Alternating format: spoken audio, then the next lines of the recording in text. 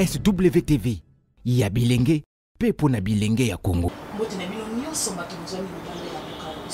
République démocratique du Congo, en Suisse, en France, en Belgique, en Brazzaville, en Afrique du Sud, mais l'autre s'est retrouvé quelque part dans la carte du Sud, dans la carte du peuple, mais la bureau, nous avons besoin de la carte des gens, ils ont la saveur qui est bureau, ils ont la bureau, il y a l'autorité, il y a carte du Sud. À cette autorité, comment? C'est une jeune dame, pour ça qu'on encadre. Bana basi la azana kati ya jeunesse o azana besoin de développement ya mboka na biso ye atali na yete alobi na kendaka na ba hôpitaux na kabila ka ba mama to nini ya lobi na bengi ba jeune fille surtout to sola na ba moto ye ba nini oyo ezalaka préoccupation na bango na kati ya mitema na bango nini dérangeaka bango ngana yebi mais na ko tikela eto à se présenter à ibisa bato nyonso ba boni nyonso ya Dieu la télévision ce qui azali nani. Et puis, à Salakani, Madame Janely, bonjour. Bonjour, Madame Christelle. Madame Janely, tu as fait bureau à plein de boulot, surtout de Sala. Tu as peuple, oh, yoto, Babolignon, surtout, Bazar, la carte de TV. Madame Janely, merci beaucoup, na Julia Paul Ndenge et porté choix sur Ngai pour na koyambanga mukolo ya lelo. Nazali Janely Mavungu, responsable à ONG Volontariat Féminin pour l'éducation sexuelle des jeunes filles et adolescentes, et aussi responsable à Média en ligne Moko, na kombo ya SWTV Congo ya Bilenge, et c'est quoi plutôt ça là toujours promotion de la jeunesse congolaise. Bino Moboyo qui est à plus na carte promotion de la jeunesse congolaise. Madame Janely, volontariat féminin et Zani. En fait, volontariat féminin est ONG Moko, essentiellement dirigé par Banabasi. Donc, Tozali, Banabasi na Banabasi. Tozana trois hommes genrés. Au Balabaki non totika Banabasi au Bango Morote, Tolobiete, Tokota na kati pona osunga Bango.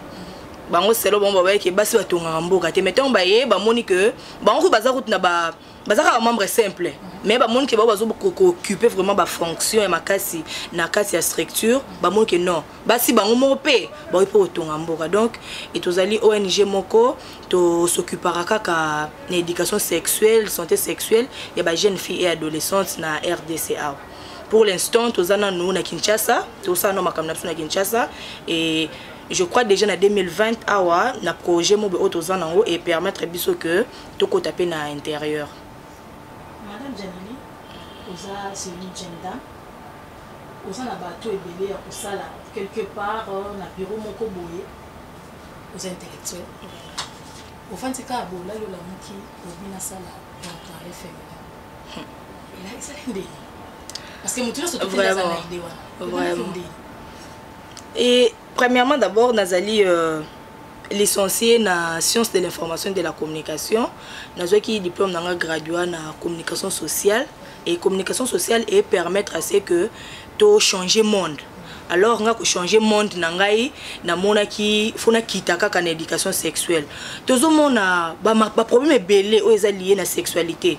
Manque d'information et ça là c'est que ba jeune fille bazo ba zemi bazo ba maladie bazo makamandingi na dingi kaza lié na sexualité ba viol et paille tozo mona ben inceste ezo salama sexe et bon mambo belé alors ceux qui mutu azo bandingi nini ya kotambola te na ya kotambola sexualité na été ba problème nous a toujours présenté na vandi nga za mona bumbu na za mona bumbu na botami kuna na koli kuna dans né grandi donc ceux qui Tokyo tia bumbu to tia na catégorie ya ba commune moko eza que information vraiment sur la sexualité eza vraiment ma casse vraiment té to mon phénomène à fille mère eza vraiment élevé to na ngomeza élevé alors to na vandi na milieu wana na fin commune na ngate to zo ba vérité ya ndenge ezali Nathalie, na mon ba problème wana et se répéter, se répéter. Bon, biso ba auto bima libanda ya commune, to ke no kozob matea.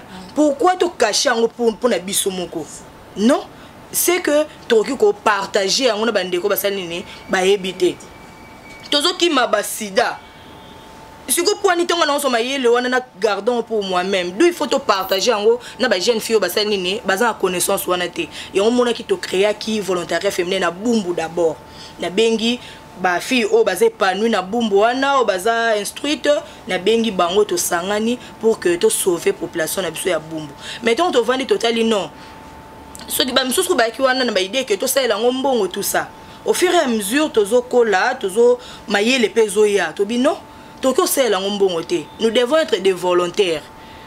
Nous devons être des volontaires. Parce que ça va placer c'est béto dans connaissance. On dit ça la route va dépenser en bon na bango. Ça les atelier bozu pe mbongo bo lié bozu connaissance et tout ça. Tout peut c'est bangonine et le remonter. Na classe na ke bien que mon père avait payé l'argent. Mais Nzambe ni mta permettre que nous avons la capacité ya ko retenir matière ba PC nga kuna. Na zo ngo fele. C'est pourquoi on a que recela ngombo. On a dit non je suis volontaire. Na la volontariat donc matière on a zanango capacité intellectuelle on a zanango on surtout na acquérir pour nous sunga population na salango to suka kana bumbute alors to élargir champ na biso ya travail na République démocratique du Congo mais vu que ba moyens zana noté to suki non pour l'instant na Kinshasa donc motivation ya création ya structure na biso zaka wana que manque information na kati ya nini na kati ya jeunesse féminine sur marambo et la sexualité na ba maman baza informé te ozomona nanda kumsusu mwana par exemple a mon ba règle nem kwa liboso mama zo ebisa nini mwana soko tutani kana mwana mbalo osala nini ozwa zemi to kutana bakawana mwana komo osala nini oleka ko yesa mama makambo mwana mokilo mam libanda so libanda ngo pepesi mwana okelo bela makambo po aninga na est-ce que nécessairement ba pesa iba tolia malamu non nango monde tozo bunda c'est que na chaque commune totia bisika moko bilenge bakondo ko se plaindre et na problème na ye biso volontariat féminin to pesi solution donc information vraiment sur la sexualité et efficacité. Vous avez déjà combien de communes pour Tora que Bandé na Bumbu? Oui, pour l'instant oui. Vous avez combien de communes? Toza déjà na Bumbu, Selembao, Njili, Masina, Kasavubu. Et na uté ko sala année okaka avant on a tout lancé qui campagne de hygiène menstruelle na uta ki na Kisantu na uti na Boma na uti na Matadi et les autres qui a besoin seulement que tu implanté parce que quand tu es là ça la sensibilisation alors il y a besoin que tu implanté banin base na biso surtout qui madame Janilo Lobi plus makambuana ya information sur la sexualité et tout chaque année une photo ya bana basi mais bali pe bazali moi si ba viola qui est pas mobali alors ceux qui ont réveillé conscience sur mobilité est-ce que moi ça t'a mis battre mobile antique pourquoi pas toucher côté mobile moi si ça être faible mobile ndim daka na agression ayo ko menacer donc moi si ce qu'on fait na ba piste solution nyonso devant faire wana e bandi on se défendre dans le sens où mi bali peut te toucher pour na bango mais pour l'instant toza na moi si to pese no ba technique tozo l'accès no makamoni ngezalaka après tant to mona ka comme mur allez to attaquer sikoyo côté eza plus fort ou soit bon moneka que pour moi ça za faible voilà ça facile à convaincre voilà ça facile à côté moral yango ko toucher ke liboso yo na ngande soto ke luka musala ba osenga biso nzoto mbali ba osenga eloti du moi si wana déjà il faut ko lakisa que tant ozo ke ko senga musala quelque part ba sengi yo nzoto ko pesa te pour mobali ana l'esprit mogo déjà kuba déjà biki so ba sengi lo beton son ko beta ta muto na mbata na ke mais moi so tela ke devant faire boy ba senga nzoto salaire à combien $200 et pour la non pété langage ba kino ça nini APC si ko la kisa mona moi soana ke et pour la ka pour les loso ça sous na valeur té et sili ato bali ministre le millionnaire le so amoni et loko malonga te kuna kata okimayo okimayo du volontariat féminin et on a pour non sunga bana basi wana volontariat féminin na kati ya mboka na biso na Kinshasa et c'est déjà tombé d'ailleurs tout ça li éviter bandeka ngolobi lobi okuna pendant que vous meli bandi banda bumbu bandi bo implanter déjà ma cellule c'est le combien de temps merci beaucoup pour la question ana volontariat féminin et bandi leloté et bandi depuis depuis 2014 depuis 2014 wapi na pesa wana na profiter opesa mbote na coach na ngai Sami Wechi est vraiment nde mutasala qui a c'est que structure o evanda atiaki mayele atie ba moyen atie vraiment nyonso pour assez que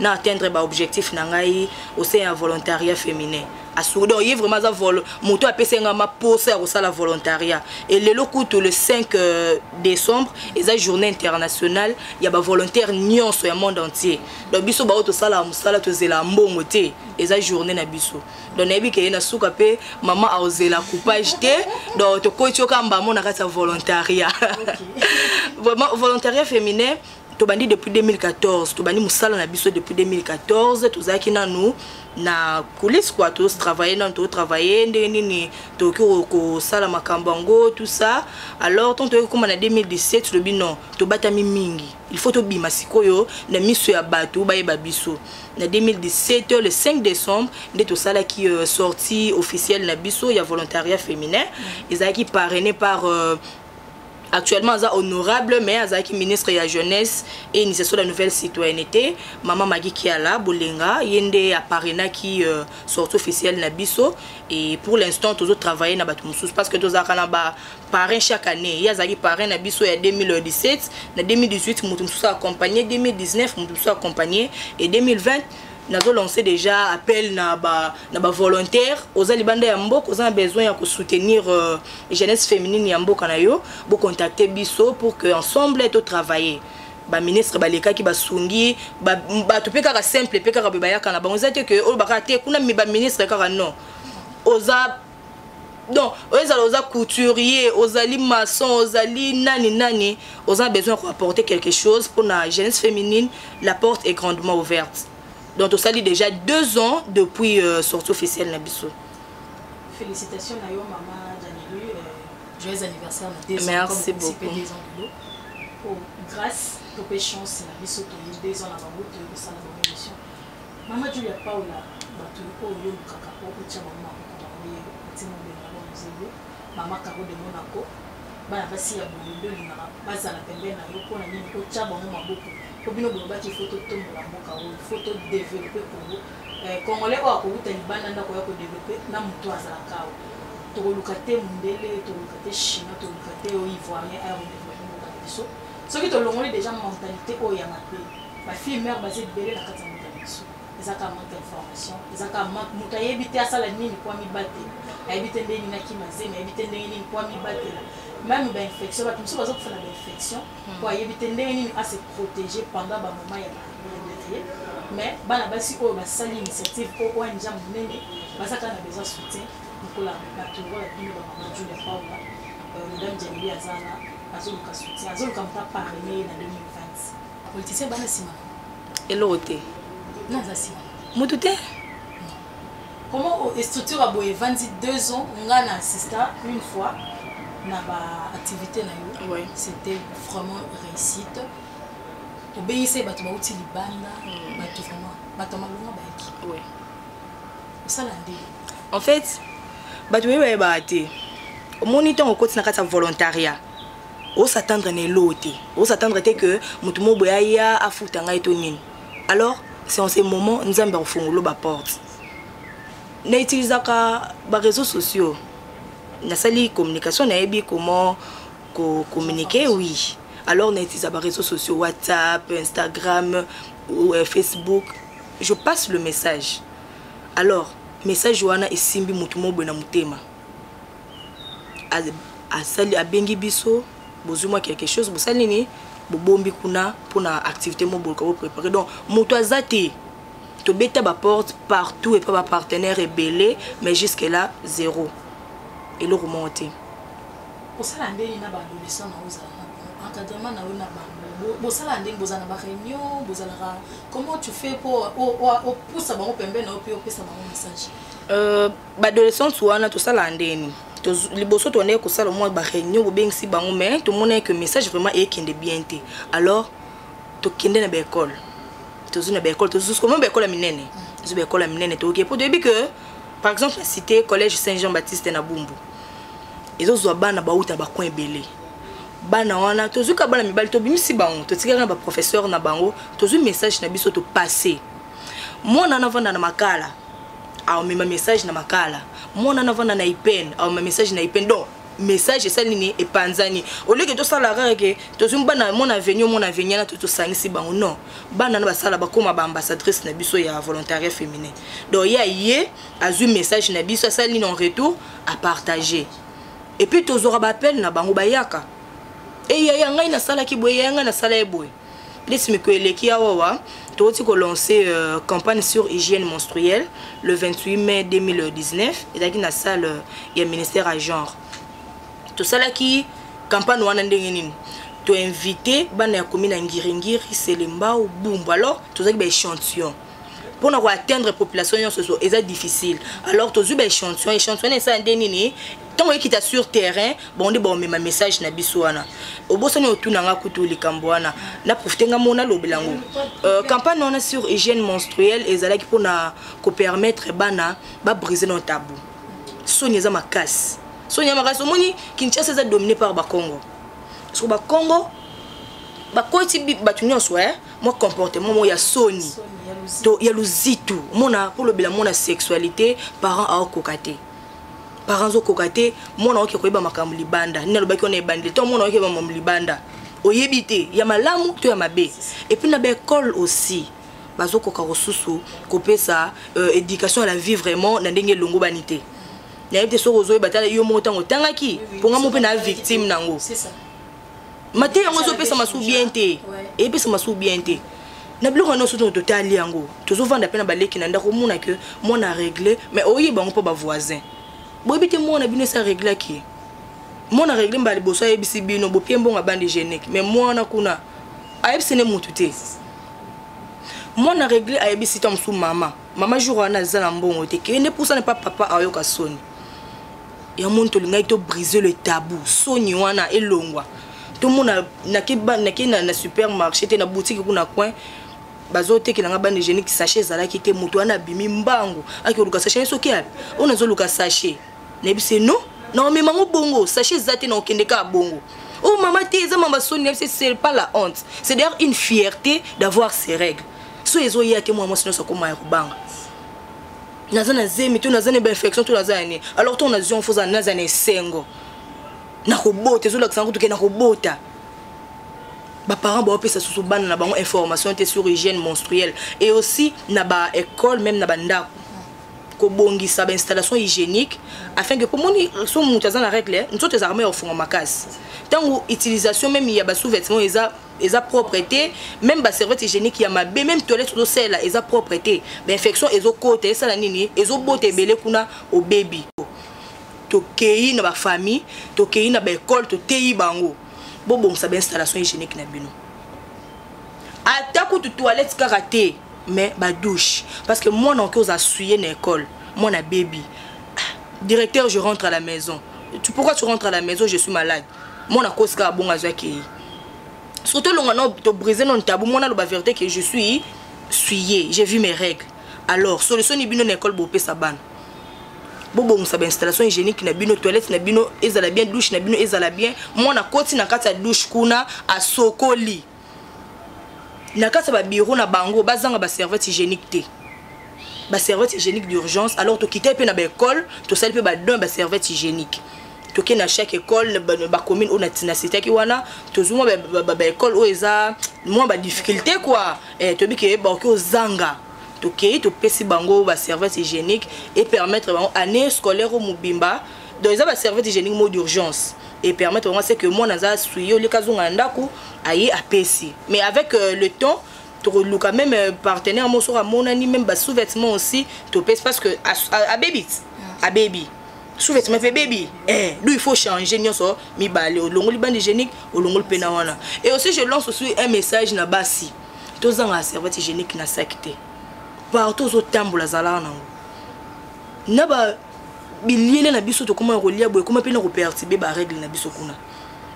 au tambola to trajet moula yezu et ça ne et perturber pe règle na au lege ya le 31 ça ni et le 28 on a au là mon pantalon pembe et baby tant ils me sentir déjà et puis ça toujours l'habitude que au sentir moi loko mo boy c'est ngata toilette ba ningo ke vérifier pour yo ka sonité de moi musala na biso ni zo kende d'où batomité ya malamu vraiment la maman Julia bo soutenir ba initiative ya boy bon ndaka ba musicien te ba oyemba kaka ba insanité mais ba initiative ya boy vraiment tozo benga na bino bozana mutema malamu Congo eza munene mais bino mo botali que obino ngai na lingi ba projet bozana ngo bokino ko exécuter ngo peut-être na mbandaka toza wana information eza belé tona ba information belé pour na ba jeune fille na biso bazana ba famille so azui maté na epa na yo na école. Est-ce que pourquoi pas bobenga ba parents na bango bosali réunion moko to congrès moko pona ba parents ya bana bopesa bango information na bana basa l'ensemble na ba parents. Bon, ça dépend de vous. Ceux qui capable ceux qui bana to tie bango ensemble bana ba uzana faciliter au s'exprimer te. Alors bobengi sa mona koyoka soni bobengi sa ba parents voilà. Bino boza na bino na chaque fois te bobenga ka bana eza na ba jour bobenga ka bana mais parents wana sakana mona na chaque jour. Pourquoi pas bobengi ba parents bopesi bango maté bopesa na bana bopesi pe ba parents na ndenge ya parents aza na bana na mais na lancement ya ba campagne na biso nyonso surtout bengisi bana ba parents bazala pe toujours wana et quelques parents voilà quelques parents boza na 300 élèves mais so totala ki tozaki na déranger amine no moni ke côté ezaki ba parents côté ezaki na ba élèves na ba autorité élèves balekika parce que on va cible na biso cible na bino oui.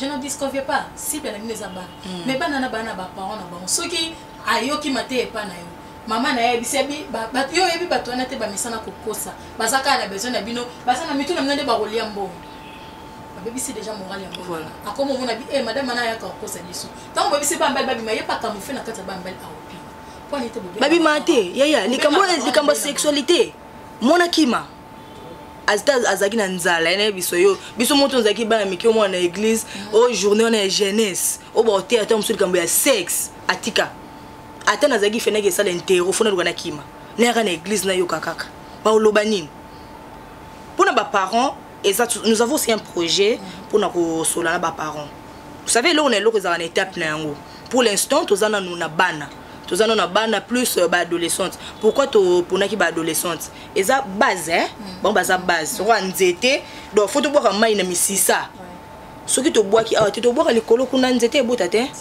to lesande bango to sunga bango parce que oh on est 18 on est 19 on a déjà zemi to so luka siko to bongisa ye to bon c'est ce que il peut comportement na ye et ko affecter ba o batikali pour bana miki bazaka vraiment facile vraiment que ba influencer bango yo to telaki makamwa to bino la plupart il y a ba structure de jeunes o ba baso pa na ba jeune fille ba négligeant mingi ba adolescente to mona kaka o ba fille mère ba nani ba bino suku ba adolescente ba occuper ba on te prendre o bon baza base to préparer des bango bon baza venir le ba wana ba fille mère to bité que à venir na bongo bébé non to s'occuper na bango mais plus to tie force na biso pa bano amiki wana bango nde basala nini ba bébate donc soutien vraiment à 100% ils pas ba adolescente surtout ba baby non te surtout ba baby en tout cas to ya kama be mona mo ba violer to kimbango azana âge ni ou azana 13 ans to kimbango to soutenir c'est ça notre travail dans olinga toza hypocrite o gagner ni na suka te bi ko za volontaire mais obi mana transport na ozo na transport tu dois manger o gagner ni na gagner lourté comment ça heureusement que je suis journaliste. Heureusement que je suis entrepreneur, je travaille. Na gagné l'autre côté. Souci nanga est que la jeune fille a l'épanouie. La jeune fille a le stade où est que il faut que na te kanzoto pour na soit mbongo. Non. Il faut la jeune fille à briser le tabou, à parler sur la sexualité, sur la sexualité. Donc objectif na biso moi ko to luka ko to passer information. Information générale sur la santé sexuelle. Total a vraiment que volontariat féminin et sungi. Il y a grossesse indésirable et kitty. Transmission, il y a maladie sexuellement transmissible et kitty. De plus grand chose total est vraiment que la place nous sonde au Kende, au Tokyo qui senso, de sensibiliser les jeunes filles, tout le monde vraiment que année au lieu sur 100% il y a que dans la banque peut-être que atteint moins 90%. Et autres qui t'accrochent chaque jour 80%, 70%. Place nga na beta maboko yango wana nazela kambongo te volontariat féminin et fongole linga ba porte belé na sima na yango na zuba relation ya malamu OK lelo donc obeta porte et pas première dame à Oyambanga, na beti porte, c'est pas ministre tel, bon Oyambanga. Na kuta na batu na facilité nyos. Donc avantage ya volontariat yango wana. Mbongo na na pesa nga mo na responsable ya structure na na futanga. Mutute? Ba mbongo na nga mo diso bima ko to pour ça la activité. Batu ba oya ba ya ka ba appuyer. Mais à 100% eza biso moko. Et l'autre, les membres contribuent, tous un besoin peut-être il y a $1000, biso moto ko ça $600, mutumo ya mama monanier, bozo ata moi 100, bozo ata moi 50. Vous structure boza na combien de personnes? Tozali 25. Tozali 25. So talinga to 26 mabe. Ezabi makasi. Na sima no peso tozu so ta 27e personne comme caméraman ezaki toko. Merci. 2 ans. En tout cas, au Koutani, oui. La difficulté, nous rencontrons en Katana, au salut, pendant 2 ans. Tout le monde dit, en 2014. Mais, officiellement, ça fait 2 ans. Oui. C'était le son de la difficulté au Koutani. Il y a somme. Surtout pas ban non bango moko. Moi, mususu, o memeli l'été à boy. À boy yango. Ngana yebi boy. Azo memoka à côté. Alors ça là ce que effort au convaincre moi na wana. Pour moi na atika la na oyo ba yebisa kiye. Mukolo oyo kaki avant. Mukolo siko akoluka ke bosala moi débat mais moi na mukia retenir wana. So eloko ya retenir ki wana pour olongola yango, c'est vraiment difficile. C'est vraiment difficile. Et de longona wana et aussi ba responsable peut-être il y a ba école, ba église, pas plus sabino espace pour bo loba. Il faut convaincre. Il faut vraiment convaincre. Te convaincre bangona no ba moni que oui, c'est vraiment ya solo pour ba bi ba te belé ba pesa bango espace, ba ko ba na ba de n'importe quoi. Alors et si quand tout le monde a ke biso to kokate, nous faisons toujours appel na ba expert. Ndebo mona ki na activité to zaki na le 28 mai, on avait fait appel na ba expert. Pensa etindela ki biso intervenant, Pathfinder ba tindela biso intervenant. Donc to zaki vraiment wana de non. Nous avons la matière, mais nous devons faire appel à l'intervenant. Côté Yambongo, maman, tika. Moi, pour structure et vendable, c'est vraiment une affaire. Faut toka, ou bien c'est bien mon toki. Bah, monsieur Soubasan, bon, on a battu, si man a bango, azan politicien moro boye, azan mutu moro boye, soutenir raé. Ah, et le côté maman. On fait ça.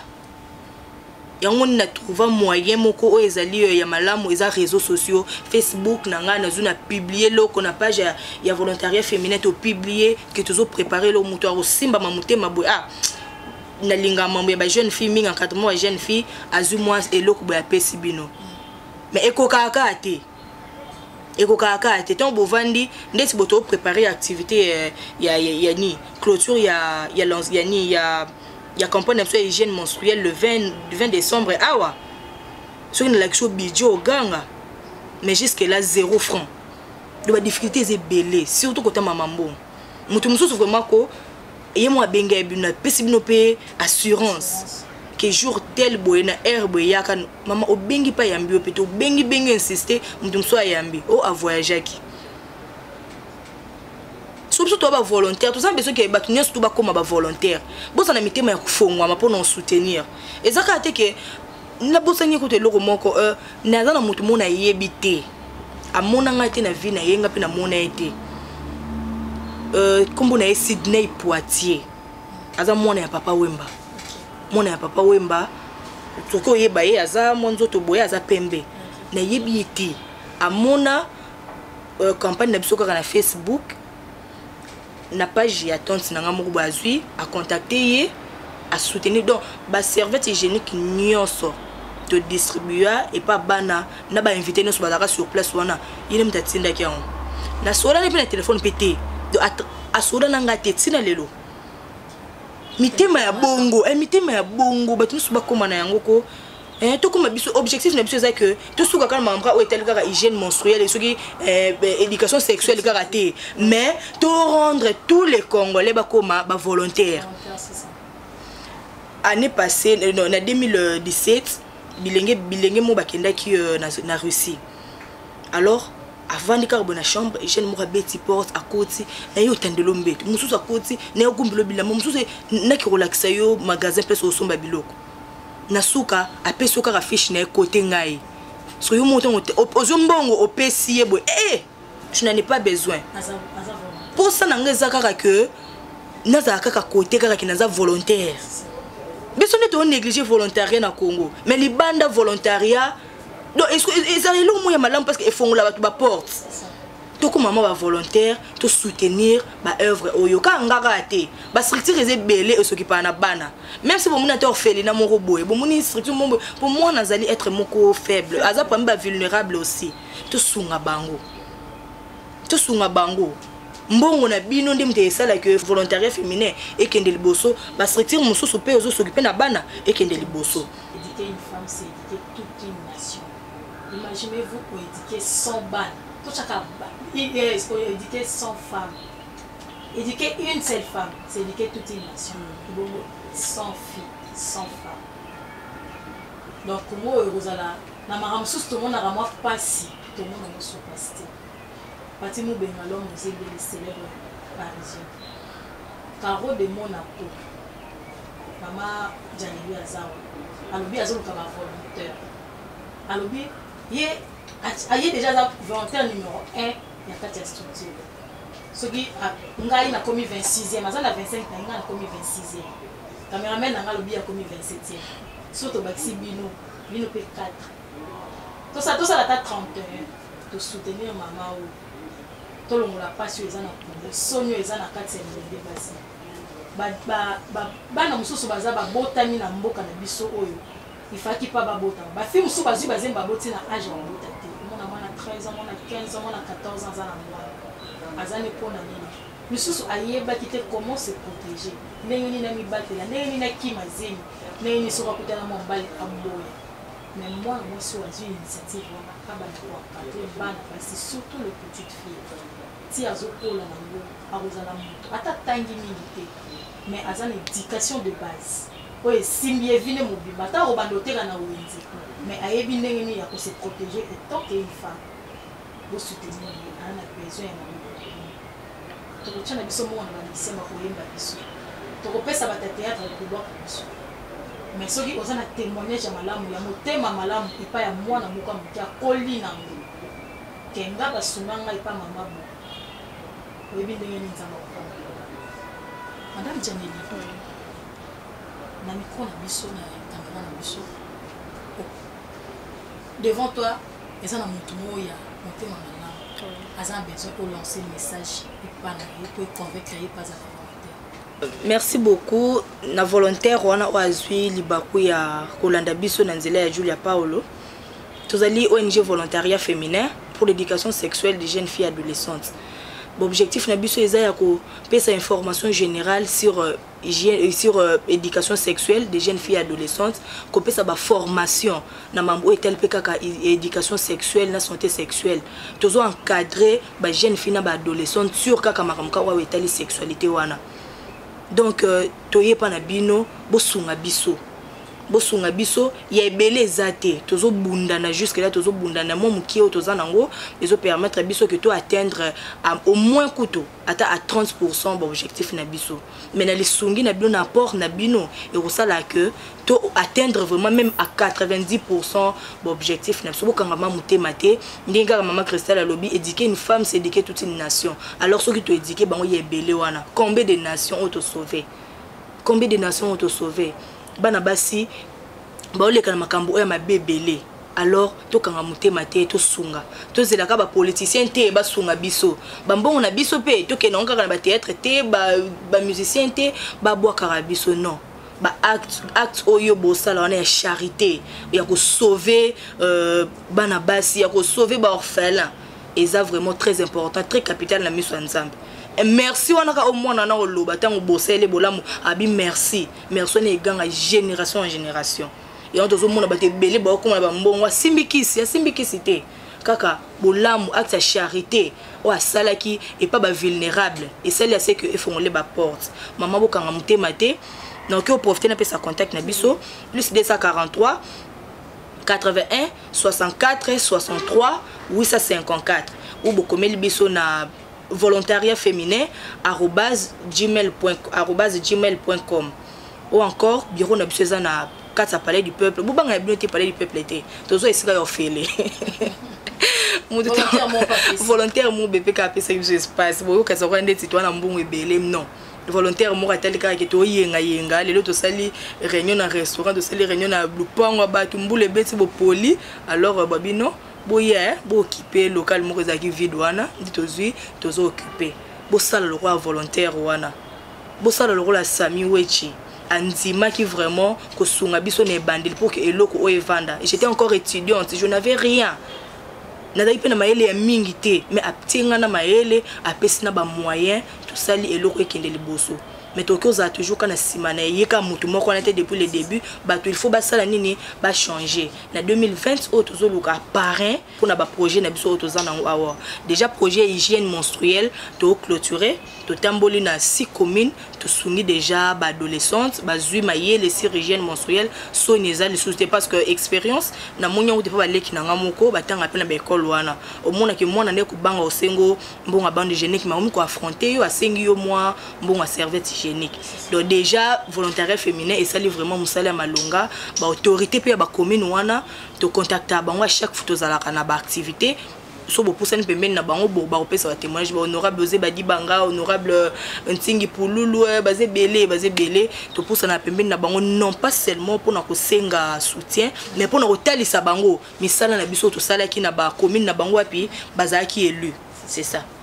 Merci na conseiller Sami Wechi adenga ndima tambola na bando banda abatisi yo mayele apesi yo courage otambola na merci na epé ndenge nini okoki kosala pene na ba jeune fille bazana basoni bazana ba azo mona on dirait eza tabou yo la tabou wana ebite wana biloko les asusuma basoni te là c'est message na jeune fille pour la moi sinon surtout en général adolescente jeune fille maman bolongo la soni na mambo itali sexualité eloko o weba ke eloko o ezaka ya kobatama nde mutu asalaki alukaka a découvrir mama vérité oyo zo bomba la mwana aoke koyeba ngo libanda tanga zo bango libanda akomemela ozemi akomemela sida akomemela ba infection yeba ke za ba infection so eboma koleka na VIH sida mwana tanga okoma na zemi avec peut-être sonia oyebisa yo sali na ke longola avortement ememi wapi na liwa to briser le tabou to briser tabou moto so yebi tabou de so la kisi ya briser soni longola soni papa lobela sexualité na bana na yo ya basi to comme ya mibali égalité na kati ya ndako papa lobela bana na yo basi na mibali mama pe lobela bana basi ezate que likamo otaliki oyo mambo ya bana mibali ke papa na bino non to briser tabou donc na kati ya volontariat féminin to comment vraiment na slogan wana brisons le tabou sur la sexualité. Sexualité c'est un rapport sexualité batu mingi ba bosana c'est un rapport sexuel ensemble makambo onyo sotezo bezo tala bobo intimité na yo oui maman la kisa mwana ndinga sokola mwana omoni bibon mo ke bimio na nzoto liko ke sa camarade wana otonga okuna ki yakoma ba bibon yako yo sa maman na ndako soko za maman te yebisa tana yaya somo yaya na loba makampa makima ta kenda ta na ata na église yebisa ta maman pasteur ba memo na hôpital mais bobomba eloko te bobomba ke loko te bo briser tabou soko za ba difficulté sur mambo itali sexualité moni ke o trouver solution te numéro na biso pesa ki on a plus 243 81 64 63 854 bobenga biso esika boza limité bomona ki boza suna eloko sala te obengi biso to pesa bino solution. Merci la madame Janeline de nous aider sur la bureau. Tout le monde est vraiment quelque chose volontaire. Asa simple, tu es na bureau né, asa vraiment simple, asa vraiment volontaire. Moi peine comme volontaire. En tout cas, moi officiellement. Merci beaucoup. Et monsieur déjà pepe congolais mieux surtout pour asa na boka, surtout pas les pas de boka dessus. To me kana ko suna ko boko. Émission ezali to tombola école. To tombola mboka na biso na mambo nyonso. Soki pe to sungi bana basi pe ba kosunga baninga na bango ngana za na message ndenga na zio ya ma message na pe na batu ngana ko transmettre ainsi de suite les autres des messages nous allons partager to soutenir maman oyo aza yemoko bato ko soutenir ye azaka na ba parents chaque année mais 2020 ana parenté aza na activité munene na osala le 20 le date les 54 na 15 jours pour ana mbongo te Imaginez-vous que l'activité amenée dans la clôture, il y a événement où elle est toute une année. Mais on a un bon outil. Mais on a un espoir pour ça. Mais on a un ébissé que nous avons un solibo. Amen. Le 26 mois, pour la maternité, on a un sur la culture. Pour soutenir nos capacités dans la personne de trop la vie. Tonton Justin Gros a passé aux zones. Pour soutenir nos capacités. Donc, bino bovanda abokei. Boye bakoto botiki biso pasi botika biso esilité bachel ba kanatila ba fi ba bota kaka mais toi on a besoin de kana ekita ba viol esilité mais toi on a besoin de kana ekita ce que to kitisa ngo atati na 50% et ça la ka bien to bola peka mboka comment mboka le kwa Congo est la capitale ya viol dans le monde entier pourquoi ni ka biso ni pour moi si aza bien protégé alors biso toi on a besoin de protéger moi si Nandila ya maman ou maman Janeli aza jeune dame mais aza na besoin de développer beaucoup.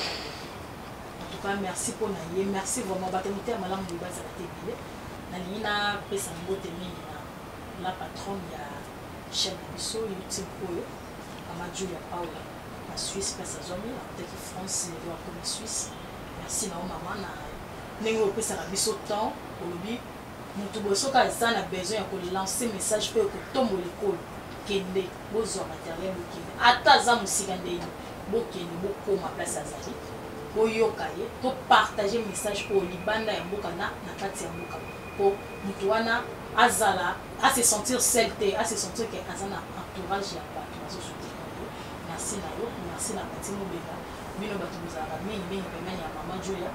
Merci na Caroline na Polo Boko la droite ya Maman Julia Paula. Merci na Rachel Masson, Cécilia à Montréal, Maïka Songa à France, Toyebi qui est posé privé. Totinda bino kunate, mais Toyebi qui est boutique biso. Boutique biso te, to soutenir mboka biso qui est biso. Après si numéro na ye. Bobenga ye moko bo contacter ye moko, akoyesa no ba difficulté ni nazo kutana ngo et puis eloko ni ezoza mai. Ana besoin d'un volontaire. Pour soutenir ONG naie et qui est ce qu'on a tout dans la population. Donc, abonnez-vous massivement à la chaîne de Dieu, il n'y a pas de télévision.